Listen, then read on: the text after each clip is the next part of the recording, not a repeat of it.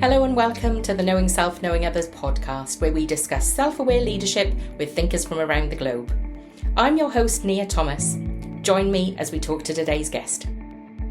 Today, I'm joined by Nancy Parsons, and she is a leadership development and talent management expert with over 35 years of experience. She's the president and co-founder of CDR Assessment Group, and she's president and founder of CDRU. In 1998, she co-developed the CDR three-dimensional assessment suite, which is a coaching tool measuring leadership traits, risk factors for derailment, and drivers and rewards. She's authored 2 research-based books on the glass ceiling and women's empowerment. Wow, quite a CV. Nancy, it's lovely to have you here.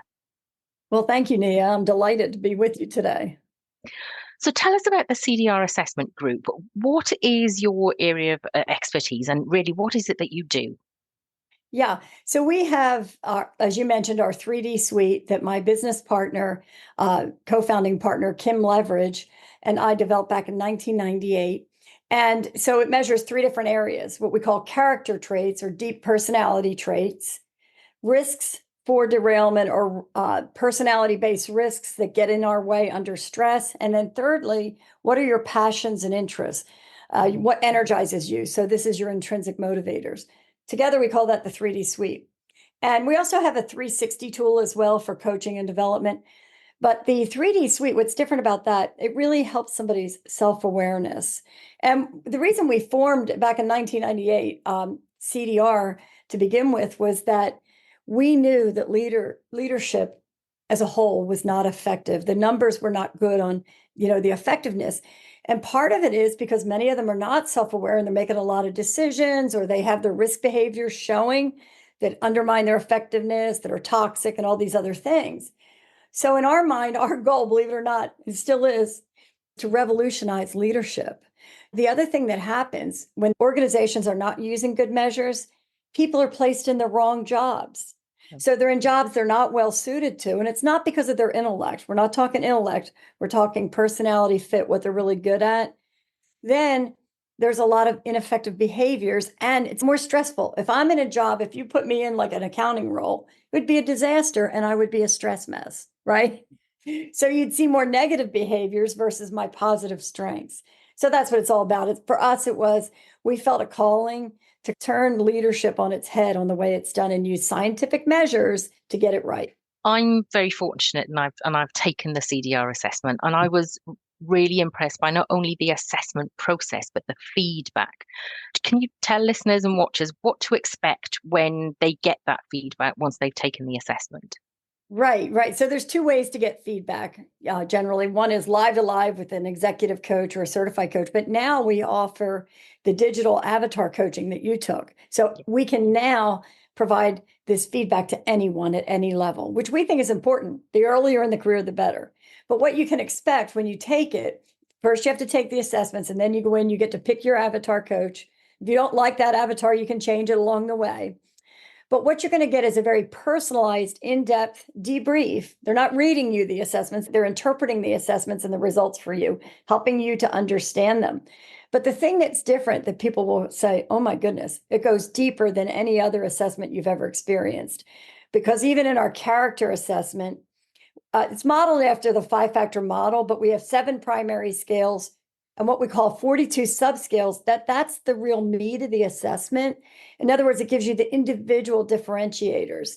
Because Nia, for example, you and I could score 60 on adjustment. That's the first scale, but it might show up very differently for us. It might manifest differently, and that's what the subscales tell us, right? So it's so helpful to get that in-depth information about you, and it's all about you. No 2 are the same. So after you go through the character debrief, which is about a 40-minute debrief, personalized with you and your avatar, then you move to the risk assessment. Now, the risk assessment, this is something that people never talk about or they don't understand about themselves until they go through it. And it's natural behaviors under stress, conflict, adversity, or somebody's pushing our button in the ways we cope that don't serve us or others very well. They're ineffective. And so until we, clients even say, until we go through this, we didn't even have a vocabulary for what we're doing in the moment. And remember, these are ingrained behaviors that we develop from the time we're infants on up. So it's not something that just happened here and there. These are patterns of our behavior under certain situations, right? And like, for example, for women, in our research in my 2 research-based books, what we learned was the majority of women in mid-level leadership or management tend to be high worriers. That's one of the 11 risks. So what's hurting them is, so under stress, conflict, like if there's conflict at a meeting, they shut down and go inside their head instead of fighting back and standing, because they want to be 100% right. And if they're not sure, they just kind of hunker down. And that hurts them. Then they get bypassed naturally for leadership posts because, you've got to be able to stand strong even during tough times. So that's what we help women with, is recognize, do you do this and what can you do about it? So that's kind of the risk, but people love the risk because it's something so new and different, right? And it is the main thing that holds people back, period, in their careers. Absolutely. And then thirdly, we end on the upswing, right? On your heart. What touches your heart? What do you love? What do you enjoy? What gives you passion? What energizes you and excites you versus those things that you find annoying, tedious, or you just don't like. And the point is, for that, the whole point, bottom line, is you want to be in a job, what we hope for, that really taps into your strengths to a nuanced level, that really hits your strengths and your drivers, your passions. Because if you have both of those going, you'll never work a day in your life. You will love what you're doing and it's a good fit and you'll be successful. And then your risks don't show very much because it's hard to have all these stress behaviors when you're happy. It's kind of so anyway, but that's the whole point of it, is to help people kind of take a deep look inside. Who am I? What am I really good at? What excites me? What gets in my way? What do I love? And the purpose is keen self-awareness. And lastly, the studies show that only 10 to 15% of people are self-aware. And I would even argue on that. They may be self-aware, but they don't know the risks if they haven't been through this, type of tool. So anyway, it really is to prepare people. And now we've seen the need early on with CDR coach. I've seen so many careers not reach the potential, or people go in jobs they're not happy with, or career college degrees that really don't fit what they're best at. I can't tell you how many college kids I've coached that were in the wrong major. So it's so important to get it right, because there's no point. Life is hard enough. There's enough challenges, right? Absolutely. So that, for me, it's like, let's get it right and help people early on, not fall back because of their risks or something else. That makes sense? Yeah, definitely. You mentioned that this coaching is available to anybody. And I really love that, because something that I'm interested in is leadership at all levels. And I noticed that you have a free ebook via your website, and you mentioned it in that as well, that this is not just for executives. What prompted you to really include that in your book, and how is that accessible? Because organizations tend to put their developmental investment into their senior executives. So how do we encourage organizations to use this tool for everybody? Absolutely. Well, what's happening is too, when you look at the numbers, that we can make the business case for these organizations, leadership effectiveness, the bar hasn't moved. Okay. 50 to 75% of leaders are ineffective, according to a myriad of studies. It was that way when we started CDR. It's that way today. So when you look at the opportunity there, if we can turn that around. But secondly, employee engagement is terrible. What do they say? Gallup says about 71% of employees are not engaged. Well, it's because employers need to care about their careers, need to help them get in the right paths and the right jobs. And the third thing I would say about that for companies, you need a talent inventory. Okay. Companies have no idea what their true asset is, their people, because they don't measure it. They may measure skills, but that doesn't tell you about capabilities. We measure capabilities and what people can and should be doing that they'll excel at, right? So, but they have inventories of all their other assets, right? They have warehouses, they have inventories, but their most important asset, there's no inventory. We can provide an inventory with CDR coach. But the main thing is, and I learned this as we started embarking on this and doing all the research when we were developing CDR coach, you're on point. Why do we wait till the last 25% or third of somebody's career when they've made it that far to start developing them, shouldn't we develop them in the first 25%, 50%? Yeah. So that's the whole point, is all of your people need development, and they need it personalized. The studies are showing that too. So now we can deliver it in a confidential way. Your employees can take it at home. They don't have to be in the office, and they can replay it anytime. They can go back to it. And we have 2 developmental action planning modules for them so they can keep building their plans to review with their managers. So it's just a great tool. And then simultaneously, then the company can use that data to get their development decisions right, and even their promotional decisions right, and succession planning, since our tools are validated for selection screening. So it's kind of like both an individual development, develop your employees, and an enterprise-wide solution to getting talent right. So yeah, you're absolutely right. What we do, there's nothing out there like it. So we're really excited. I was thinking exactly the same. Succession planning. If organizations at the very least think about the amount of money they spend on recruitment, if they use this kind of tool with their people who are already in the organization, you've got succession planning. It's made, it's internal, and it's already there. Yeah, and we've done projects where we find hidden talent in organizations. So you probably have so many people, even STEM talent. I don't know if you saw that part in it, but we identify STEM talent too. So you can have hidden STEM talent that you could then move into some other, retooling or, boot camp training. But also for like leadership positions and so forth, we can identify that inherent talent that you can then develop into the right roles, and stop promoting people maybe only because they have the MBA or the PhD. Doesn't always mean they're good leaders. They may be good thought leaders and great individual contributors or researchers, but they can be horrible leaders, as we know, right?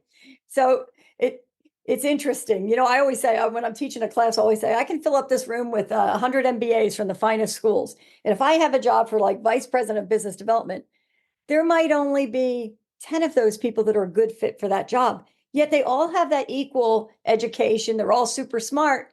How do you figure that out? And it's not on a resume, but we can figure that out for you with the data. Tell us a little bit more then about how you can use your CDR3 for recruitment and for promotion. Yes. Yeah, it's ideal. And these types of measures were actually developed for selection. So every job has been measured. And the difference in our tool compared to like a DISC or Myers-Briggs or many of these others, it's not only test to test reliable. In other words, it's not only correlated test to test, it's the second step of validity where we run the numbers based on performance in jobs. Okay. So that's why it can be used for selection screening. It's not just test to test. It's actual based on, studies, validity studies on performance in jobs. So we relate it to actual performance, correlated. And we have numerous studies. Nearly every job has been studied. So that's how we know what each job looks like, what an IT analyst looks like, what a nurse looks like, what a VP of technology looks like, et cetera. What we do, we encourage our clients to, once you cull the numbers down to the people you think you want to interview, that's the time to administer the assessments. Now, they don't go through CDR coach and all. We have consultants who then guide, the hiring managers through who fit. They develop the cutoff scores, the criteria of who fits, who doesn't, after obviously evaluating the job description and, interviews with key stakeholders. So there's a process. So let's say you have 10 candidates, Nia, let's say we're doing HR VP, CHRO, and you had 10 candidates. Typically, at least 5 won't even make it to the interview process once you run the assessments, because we will know the ones that fit based on your, job description and your key needs for the organization. From there, you then interview those people, and we actually provide interview questions too, based on how they score on the assessments. So while you got your assessment reports for development, we also have reports to help organizations interview people to find out how these behaviors manifest for those individuals. So for example, if I'm interviewing somebody who's an egotist cynic, right, I want to find out how it's showing up. So we provide actual questions for those interview teams to find out, how does that egotist typically show up and that kind of thing? Because you don't want to go in blind, right? Then the next thing is that some of our clients do, once they onboard the person, then they either give them CDR coach or live coaching. That's kind of the ideal. We can also do mass screening with just the character assessment. we've done truck drivers. We know what good truck drivers look like, the safe, good, tractor trailer drivers. We have those Okay. measures because there's certain things that make them safe, rule abiding, consistent, alert, all those things, and not their minds not wandering. We don't want truck drivers who race up the ramp, do we? I mean, we just don't. Absolutely. Yeah. Wow. Or who can't focus on the road. You don't want them where they can't focus on the road. So anyway, every job, offshore oil workers, you name it, has been studied, and we can assess for those jobs. Sales, of course, sales is a big one that we have so much data on. Such an impressive tool that has so much backing behind it. And I know you and I have talked a little bit before, and I'm lucky that I've done the assessment, but really it is so impressive. And every time we talk, I'm a little bit more impressed by the tool. This podcast, we are interested in self-awareness and self-aware leadership, particularly. Right. What are your thoughts on self-awareness and particularly its role in improving professional functioning? Oh, yeah, it's essential. It's like 101, because I don't know myself well enough to know, okay, here's my strengths I can really leverage. And the other thing that happens sometimes is people get pushed to work in gaps, areas of non-strengths. So they spend a lot of time and it's hard on them, okay? Mm-hmm. Where they could be you could be using their gifts in other places where they're good. So the other thing it lends itself to is even flexible job design or job descriptions, so that you also wrap it around your people or your team a bit to make sure you're complementing what they're good at. So the key is, if I know what I'm really good at and what I love and those things I'm not, I want to push myself into a career and have those discussions with my boss about those things while managing my risks, understanding what they are. The other thing we do with risks, and we do a lot of team and group development after people have been coached, because it's one thing to be self-aware, but then it's kind of, how do I play and interact with others, right? Absolutely. And yeah, that's, definitely. I love coaching, but I have to confess, I love team or group development even more, because the light bulbs, like I'll divide people, for example, by their interpersonal sensitivity, low scores, high scores. And I have a series of questions and they have to go through them and then share and talk and discuss and work together. But then they have to realize they don't interact real well together, because one has a different set of needs than the other. And one thinks, they wear their feelings on the sleeves, and the others are like, they're so harsh, I can't stand them. Right. So instead they stop communicating because it's kind of hurtful both ways or annoying. We help them build those bridges to understand how can they communicate, while not losing themselves, but also how can they get to a better place with each other? Because it's really a strength when you're different, because the high person might be good at something and the lower person can deal with other things. And it's on a team, it's wonderful. But the problem is, before they really understand that, they don't get along very well often. So it helps you know yourself, but then how do I interact more effectively, communicate more effectively, and build better relationships? I grew up in the Philadelphia area, Philadelphia, Pennsylvania. And my father was a union leader. So, kind of a combative. We were always having debates and arguments in my family, none of this. So I'm more that debater, push my point of view. And so I have to be aware of that, right? I have to pull it back when I start. But you'll love this. My business partner many years ago said to me, Kim, she said, "Easy killer. I got it 5 minutes ago." But what I'm saying is that interplay between your team members really helps. Definitely. And I've done a few different assessment tools over the years. And actually that light bulb moment, when you do have people where there are friction between them, they suddenly realize that the friction isn't something peculiar. It's just something unknown. And actually the knowing and the bringing that out in the open really does help relationships, because we do the thing, but we're not very good at talking about doing the thing. And that for me is really interesting, talking about doing the thing. So tell us about some of the organizations that you've used the assessment tool to support their people. What kind of feedback are you getting about the change and the development that people are seeing in their organizations? Oh, yeah. I mean, it's been like eye-opening for people, where they can now have these discussions, move forward. It changes the temperament of the teams, how they perform together, and even realignment when they need to fill the right holes. Like, in other words, even when we're doing selection, not only do we look at the candidate for the job, we look at how does that candidate going to fit in the team moving forward for executives and so forth. And all the way down, getting it right makes such a difference in terms of putting people in the right jobs and developing them in the ways that fit them according to their needs. So I think overall, people love it. They love their own data, and it really helps organizations get the people thing right. I will say there is a fear factor. There are some people who have a fear of being found out. Yeah. That's natural because that's how human beings are. However, they're already found out. Whether you do an assessment, those behaviors are happening. You know what I'm saying? The other thing sometimes that has happened, but I think it's a good thing in the end. We even get called in for interventions when someone's in a job and maybe for 7 years they've kept somebody and it's a nightmare. It's just constant stress. They bring us in. And what you find every time in all these almost 26 years, every time the person was never a fit in the job to begin with. Okay. They're struggling. I had one guy, for example, we measure leadership energy. You need at least a 35 or above to be effective in a leadership role. Okay. And he had a PhD and he was at a university. He had like 1% in leadership energy and they put him in a director job and he was struggling and so all his risks were showing. Well, in those cases, what we try to do, if we can, if that's what we find out, if that's what we learn through the diagnostics and through the intervention coaching, working with them, if possible, and in this case, we were able to do it, help them find him a new job, redesign a new job. If he's valuable and you've kept him and he's got this knowledge, what can you do to help this person in a job that they can succeed at? Now, sometimes that's not possible, especially if they're really high in the organization. But nonetheless, getting people right, helping people get into the right roles where they can succeed.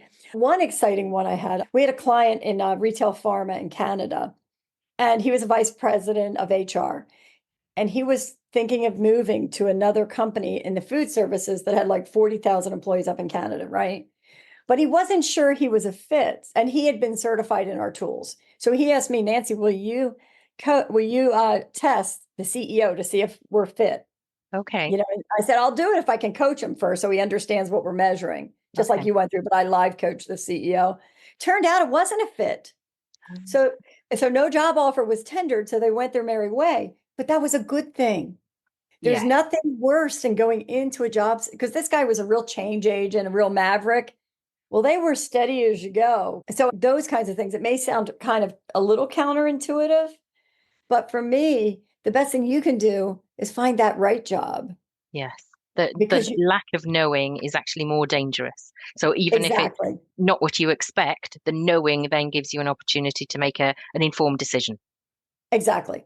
And so we want to get it right, and people will soar. Here's the thing. When you're in a job that you're in your element and your team, your team and you're working together and each other's short sides too, where you can help. That's different than making judgments about people. Oh, they just don't care, or they're kind of stuck up, or whatever we think. We might assume things like there's a risk called detached. So people go and hide under stress. They stop communicating. Well, it's not because they don't care. It's because they're stressed and they need a little help, right? It just creates that dialogue that you didn't have before and that knowledge. So it's been amazing. I have one company that's in a large energy company. And they one time decided to go against our recommendation on a hire. We said, no, not. It was a strong no on this particular candidate. And they went and it was what we call a faker spinner profile. And they went and hired that person anyway. And it was a disaster. And then they couldn't get rid of them. So now they always listen to the recommendations on the cutoffs. Most people you're going to say, well, pretty good fit. Here's some things, here's strengths, and here's a couple watch-outs you might want to interview about. But you'll have some that are just not fit at all for that job. Doesn't mean they're not a good person. It just means for that job, right? Amazing. So So, but many people, have a range of fitness, if you will. We're all human. We all have risks, and all that sort of thing. There isn't that perfect candidate, but there's stronger candidates. And then there's some that are kind of what we call a no-go to that job. It's interesting, isn't it? We often talk about recruitment and how recruitment is this one size fits all. You have an interview process and then you sit in front of somebody for 45 minutes and talk about things. But interviewing and recruitment process really needs to up its game and it needs to change. And these kind of tools really give you an additional element to, as you say, it opens questions, it opens a debate that you wouldn't have had before. Right. It opens insights that you can't see on the interview process. And I Yeah. often tell clients, those who interview the best are your worst performers. Those who come in and are perspiring, a little awkward, they can often be your stars. Yeah. But just because somebody's savvy, unless it's like a PR job where that's what they need to do, right? Yeah. They need, or sales where even sales, you got to be careful because we have certain cutoff scores that are really important. And when we've had companies and like a medical device ignore the cutoffs, they got burnt every time. And we do validation studies, like extensive studies, to know what the cutoff scores are. And so if they decide to ignore it, they end up having problems, losing their good people, and having these people don't get anything done. Salespeople don't perform well. So it's so much better than interviewing, just to be honest with you. Now, it helps support better interviews, as I said, because then you can use it for the interview. But if you're doing interviews alone, then you're going to keep perpetuating 50 to 75% ineffective numbers, because we keep repeating the same mistakes. Everybody's intentions are good, but if you don't have good processes, you're not going to have good outcomes. And HR tends to resist change. Their profiles are such of being like very process focused, detailed, administrative profiles. They are not change agents, and they actually are risk aversive, and they tend to be high worriers. This is CHROs, right? And even chief learning people. So what happens is, even though all this data is out there saying, come on, we really need to redo this whole people thing, they're not going to do it. They're just going to keep the same things going. They're not going to rock the boat unless somebody tells them to change it and helps them through that process.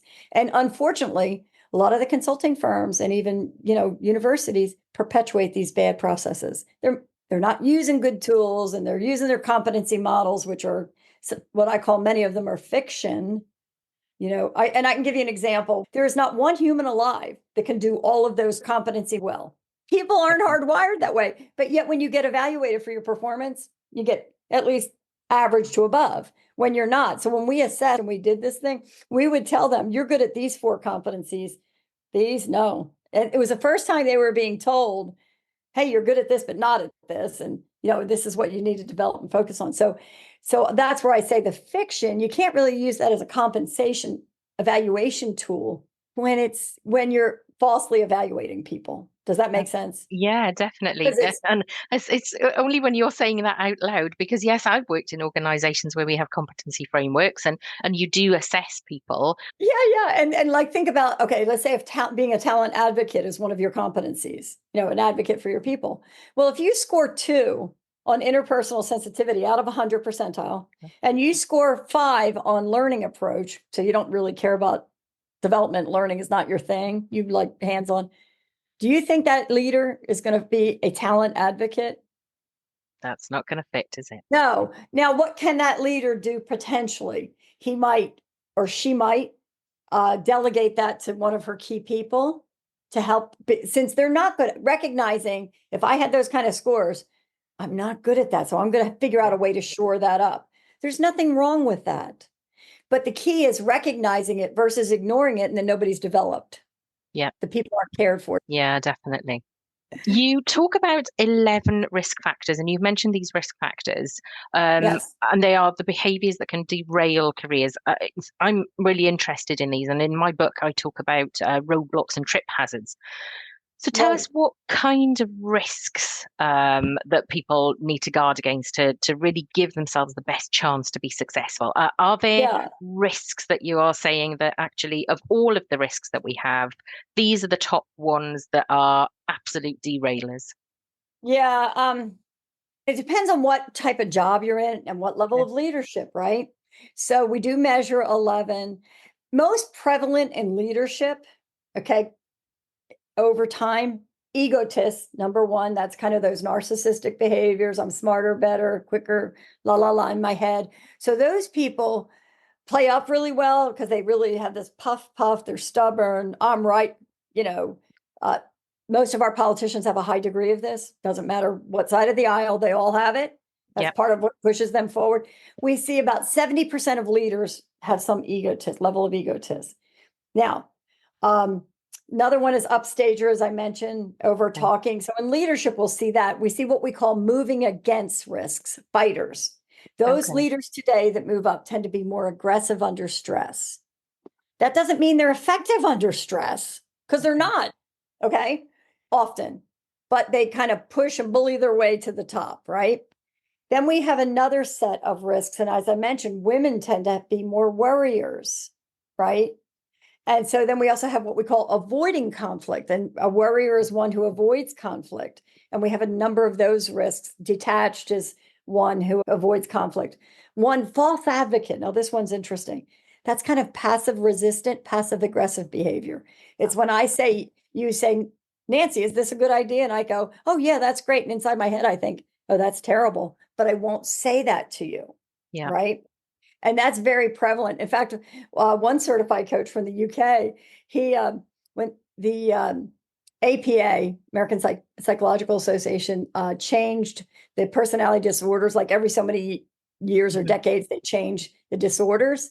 And in the last, when we went from 3 and 4, which was in place when we started CDR and our risk assessment, they went to 5, like maybe 12 years ago. And he said to me, oh my gosh, they got rid of passive aggressive behavior as a personality disorder. And do you know why they did? Because it was too prevalent in society. So they didn't want to measure it anymore. So we still pick up that behavior. And the reason I say that, but it does manifest in many different ways. That one, and I've written articles on it. It can be just polite dissent. I'm too kind to be objectionable. That's often, or it can be procrastination, all the way to the severe of somebody who might undermine or sabotage. But that would come with other risks. So it's not like risks also work together. So you have 3 ways of coping. You either use aggression under stress, I'm going to pop off and fight, or I avoid conflict. Okay. The third one is, and we see a lot of this too, is what we call moving towards or seeking affection. Okay. And that is perfectionist and pleasers. Okay. Now, the biggest derailer that I have seen over the years for C-suite, for like president, CEOs, or CHROs and things like this, is perfectionist. People that micromanage, that are too detailed. And they also usually have high prudence to go along with that, which is being too processed, too detailed, too focused on operations. And they're rigid. What happens is they're rigid and they're not open to new things and that kind of thing.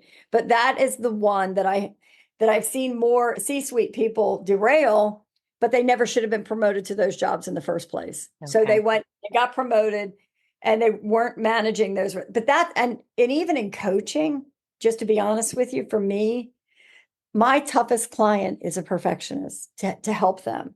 And maybe it's partly because I'm like under 5 on perfection. So I don't quite live in that world or relate to it well enough. But because it is almost like a compulsive thing that they have of everything has to be perfect. It's a tough one. It's fascinating. And they micromanage and want everything done their way. They don't give people freedom of expression. And, I had a CEO and he was micromanaging his senior VPs. Every weekend he'd wanted reports and it wasn't necessary. It's like I said to him, you can't do this.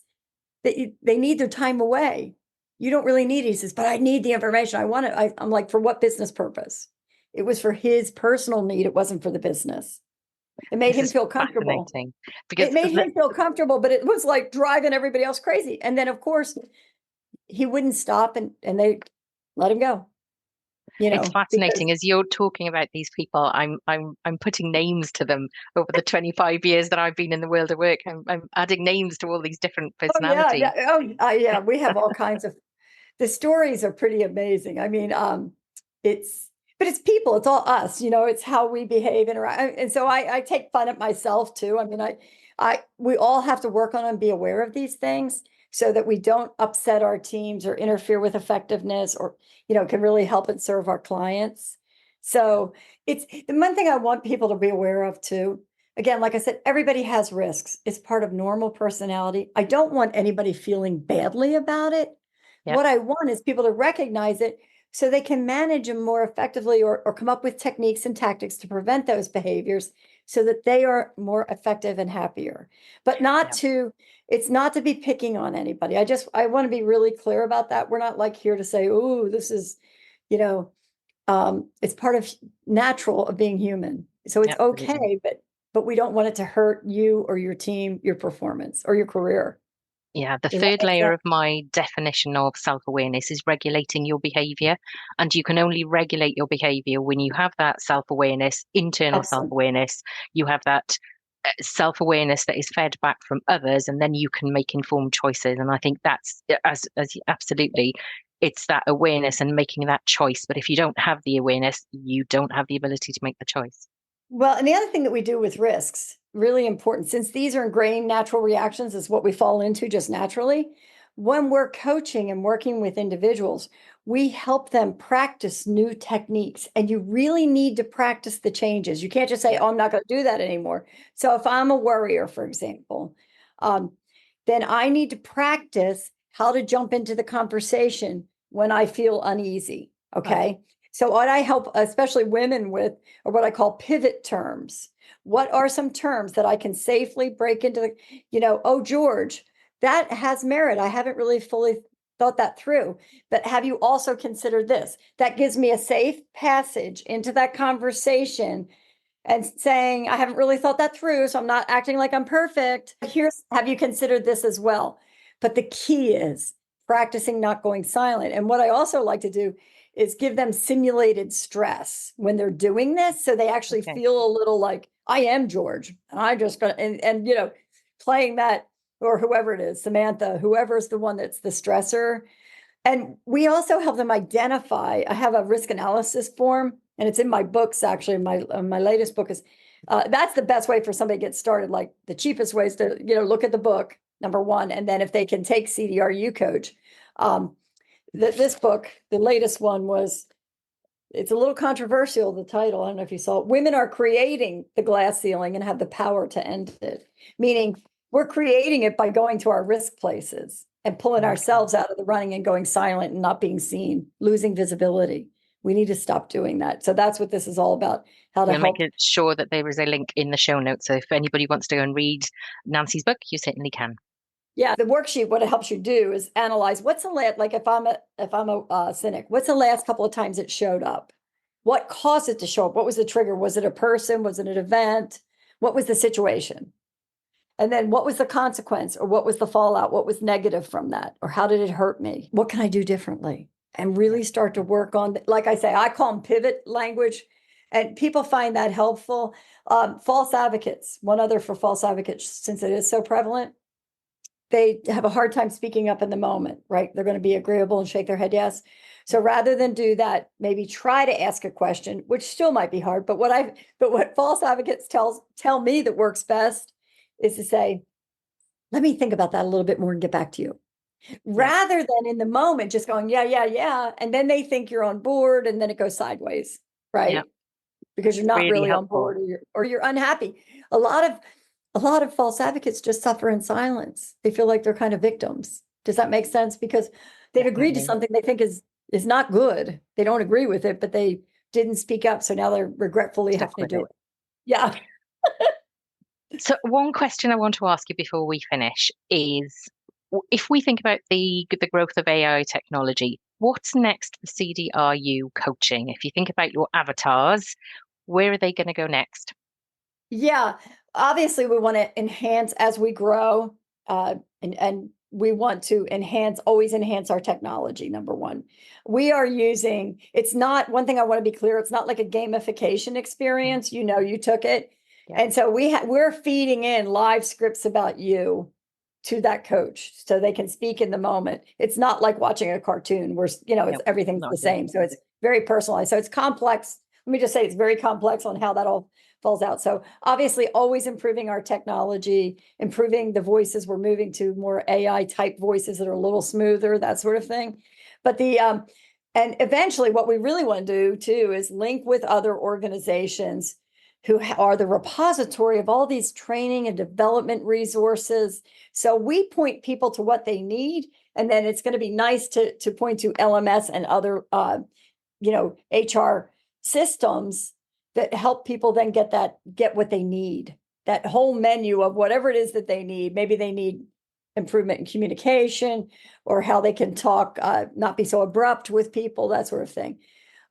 So again, and we're still certifying live coaches. We're doing a hybrid certification for coaches that don't have to get fully certified in our assessments, that can use CDR U coach up front and then do the following on coaching. But we're orienting them enough to our assessments that they can use it and run with it. So we're excited about that. Live coaching is always great when you can get it, but we want to make sure there's enough follow-on after CDR U coach. So I would say that's our goal, the follow-on to great resources to help people to continue to grow, develop, and do the things that they're best at, and find those things.